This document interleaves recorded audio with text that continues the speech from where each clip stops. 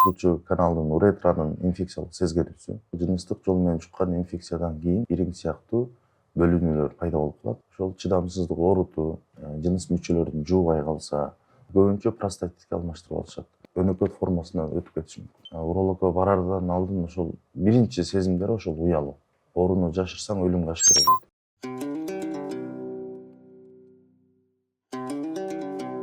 Саламатсыздар урматтуу биздин биринчи байлык ден соолук подкастынын көрүүчүлөрү.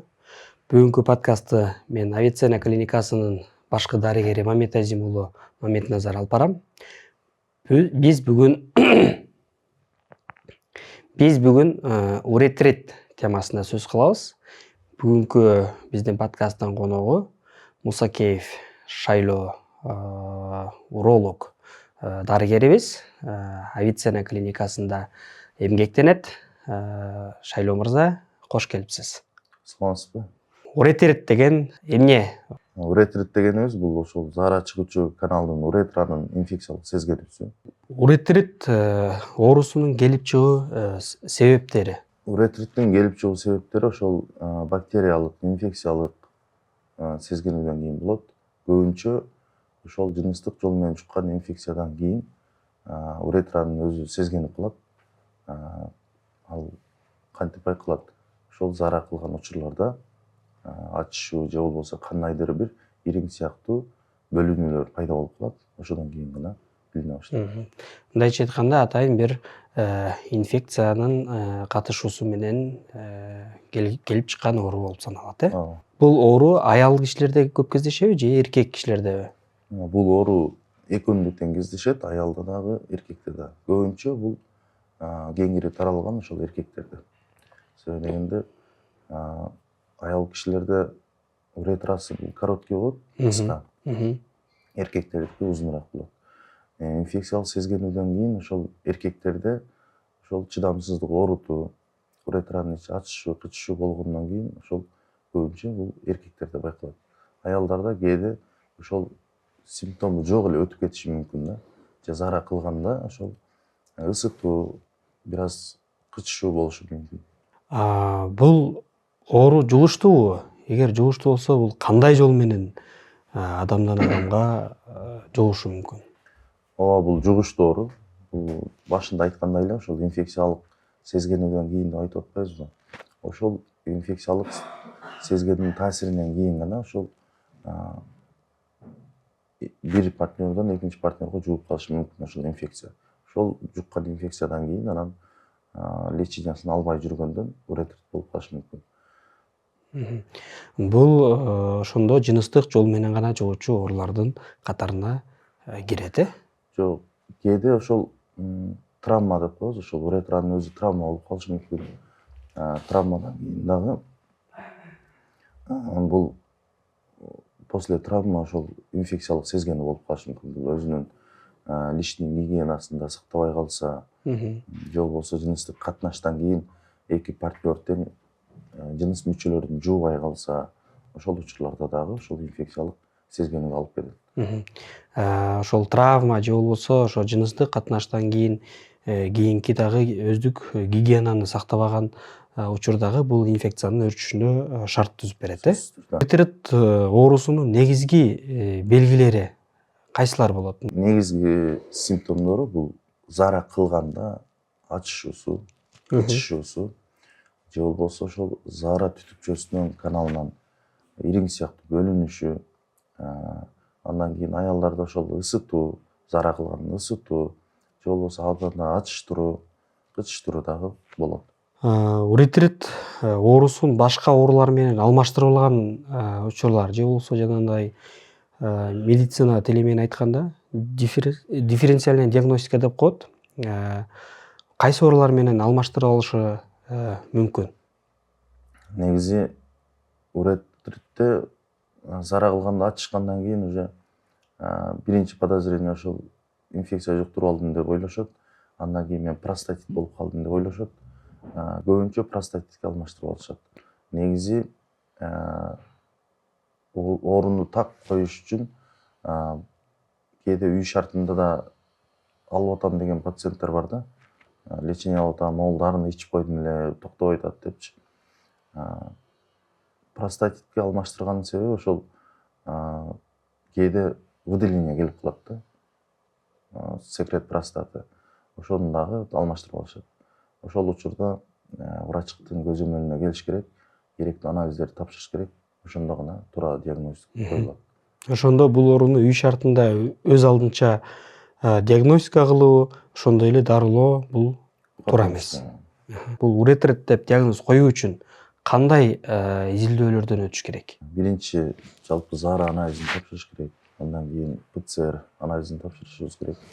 Андан кийин ошол жанагы уретрадан мазок алышыбыз керек биринчи. Мазок алышыбыз керек. Кээ бир учурларда травмадан кийин биз УЗИ дагы тартып калабыз. УЗИ дагы тартсак болот. Ошол азыркы айткан изилдөөлөрдөн кийин ошол диагноз койсок болот. Негизи диагностикада өнөкөт болуп кеткенде ошол жанагы башка органдарга дагы таасирин тийгизет деп атпайбызбы уретрит. Табарысты жабыркатып койсо же болбосо простата безин жабыркатып койсо бизде эркектер үчүн дагы аялдар үчүн дагы цистоскопия дегенибиз бар. Кээ бир учурларда УЗИ жакшы жыйынтык бербегенден кийин ошол биз цистоскоп менен ошол камера аркылуу табарыска чейин уретра аркылуу табарыска кирип барабыз. Ал жактан ошол уретранын кайсыл жери сезгенди, кайсыл жеринде травма болду, кайсыл жеринде воспаление болуп жатат, простата безинин сезгениши же болбосо ошол табарыстын ичиндеги сезгенүүлөрдү ошол цистоскоп аркылуу көрсөк болот. Ал биздин клиникада бар андай диагностика. Бул цистоскоп аппараты менен дагы көп диагностикага мүмкүнчүлүктөр пайда болот, Сөзсүз түрдө ал УЗИ көрсөтө албаган нерсени ошол цистоскоп аркылуу көрсөтүп болот. Цистоскоп аппараты биздин өнөктөшүбүз деп айтсам болот, Көкөмерен фирмасы тарабынан алып келинген. Уретрит оорусун кантип дарылоо керек? Дарылоодо негизги ошол ПЦР анализ чыккандан кийин ошол анализдин жыйынтыгына жараша дарылоо кетет. Негизги антибиотиктерди колдонуп калабыз. Андан кийин ошол антибиотиктерден пробиотиктерди, витаминдерди да колдонуп калышыбыз мүмкүн. Анан уретранын өзүнүн состояниясына жараша дагы өзүнүн лечениябыз кетет. Ошол может каналдын ичине дары куюп калышыбыз мүмкүн. Же кандайдыр бир маждарды сүйкөп калышыбыз мүмкүн. Ошого жараша кетет. Оорунун түрүнө жараша дарыгер гана так дарылоого мүмкүн, Ооба. Бул оорудан эгер убагында дарылабаса же болбосо өз алдынча дарыланса, кандай коркунучка алып келиши мүмкүн? Мындайча айтканда, осложнениялары эмне болушу мүмкүн? Негизи эгер врачка келбей көп убакыт өткөрүп кое турган болсо, ошол уретранын жанагы жабылып калуусу, сый албай калышы мүмкүн. Себеби дегенде ал былжыр челдери уже жарага айлана баштайт дагы, андан кийин уретраны жаап калышы мүмкүн. Көп учурда ошол уретра жабылып калат. Андан кийин ошол простата безинин сезгенишине алып келиши мүмкүн, ошол инфекциялык сезгенишине же болбосо табарыстын сезгенишине алып келиши мүмкүн. Көп учурлар ошол простата безин табарыстын сезгенишине алып келет. Андан кийин ошол уруктук чыгуучу каналдардын дагы ошол жаап калышы мүмкүн. Себеби дегенде инфекция ошо воспаление кылып берет да, андан кийин уруктук чыгуучу каналдарда жабылып калышы мүмкүн. Мындайча айтканда, ошо кичи зарасы чыкпай калышы мүмкүн, ошондой эле тукумсуздукка деле шарт түзүп бериши мүмкүн, Сөзсүз түрдө. Бул өнөкөт ооруга хроническая форма деп коет, ошого өтүшү мүмкүнбү? Сөзсүз түрдө мүмкүн. Себеби дарылоо негизи эле уретритти дарылоо 7 күндөн 14 күнгө чейин жүрөт да. Эгер ошол өз убагында дарыланбаса, ал уже өнөкөт формасына өтүп кетиши мүмкүн. Сөзсүз түрдө кайсыл уже жогоруда айтылган симптомдор байкалдыбы, сөзсүз түрдө дарыгерге барыш керек. Ошондуктан биздин көрүүчүлөр ар бир ооруну убагында дарылоо бул туура болуп эсептелинет. Уретрит оорусу болбоо үчүн кандай алдын алуу жолдорун жүргүзүш керек? Ретрит болбош үчүн азыр башында эле айттык ошол инфекциялык сезгени деп. Ошол инфекциядан алыс болуш керек. Жубайлар жыныстык катнаштан кийин, жыныстык катнашка чейин деле ошол жыныс мүчөлөрүн жууп, гигиеналык жактан таза болуш керек. Андан кийин көбүнчө бизде ошол жаш балдар болуп жатат, ошол уретрит биздин практикада кездешкенде. Себеби дегенде жыныстык катнаш жасап коет, андан кийин инфекция жуктуруп алат, жыныстык жол менен жуккан инфекцияларды. Инфекция жуктургандан кийин врачка уялып барбайт. Врачка уялып барбаган себебинен бир 10 күн, 15 күндө өтүп кетет.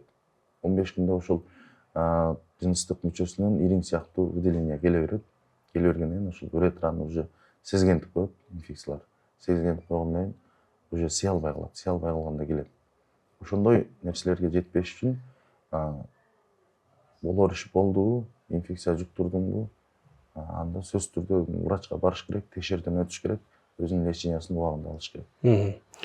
Бул жерде өзүн эле дарылабай жүрбөстөн ошол эле инфекцияны кайра башка ошо жана половой партнеру деп коебуз, ошолорго дагы жугузганга кайра бул ооруну көбөйткөнгө дагы салым кошуп коет да, туурабы? Ооба, туура. Сиз бул дарыгер катары оорулуулардын убагында кайрылбай жүргөндүн бирден бир себеби эмне деп ойлойсуз? Негизи уролог десе эле өзүнчө уяттуу нерсе көрүнөбү? Урологко барардан алдын ошол биринчи сезимдер ошол уялуу. Баарына айтат элем, эч кандай уялбагыла. Бул жерде уяттын уялыштын эч кандай кереги жок. Себеби дегенде бул ооруну жашырсаң өлүмгө ашкере дейт. Ооруну жашырардан мурун ошол врачка баргыла, диагностика өткүлө, андан кийин өзүңөрдүн лечениясын алсаңар, эч кандай коркунуч болбойт. Бүгүнкү подкасттын коногу Мусакеев Шайло мырза болду. Шайло мырза биздин Авиценна клиникасында уролог дарыгери болуп эмгектенип келет. Эгерде сиздерде кандайдыр бир суроолор болсо, Авиценна клиникасына кайрылсаңыздар болот.